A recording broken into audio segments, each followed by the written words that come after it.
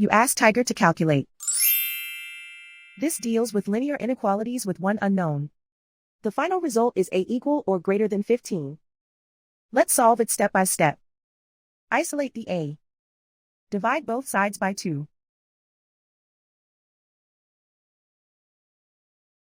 Simplify the fraction.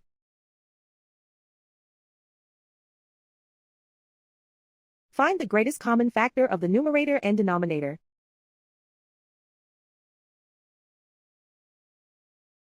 Factor out and cancel the greatest common factor.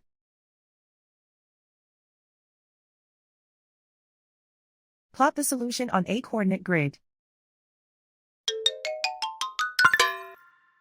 And so the final result is a equal or greater than 15.